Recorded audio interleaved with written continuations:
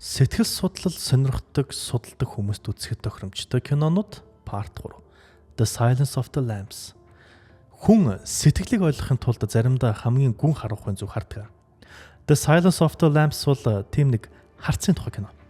FBI Академи оюутан Clarice Starling онцноцтой хэрэг дээр ажиллах даалгавар авна.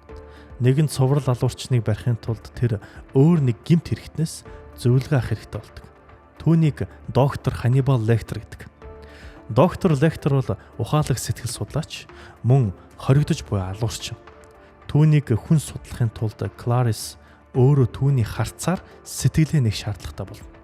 Тэдний уулзалт бол ердийн байцаалт биш. Энэ бол ухаан, зүн совин, айдас, хүсэл хоёрын хоорондын маш нарийн хязгаар. Кино үйл явдлын хэмнэлээр хурц биш, сэтгэл зүйн ачаал өндөртэй. Харилцаа бүр с ิจ төрүүлж, үг бүр давхар утга агуулна. Үзэгчд хинд нь итгэж болдгоо мэдэхгүй бүр өөртөө ч хэрэгэлцэж эхэлнэ. Clarice зөвхөн гэмт хэрэгтэн бус өөрийгөө ч таних шаардлагатай болдог. Айдсын нам гүн байдал донд тэр чимээгүй хашгирахыг сонсож эхэлдэг. The Silence of the Lambs бол зүгээр нэг триллер кино биш. Энэ бол хүний дотоод сүудрийг ойлгохын тулд түүнийг ихцлэн харах шаардлагын тухай түүх юм.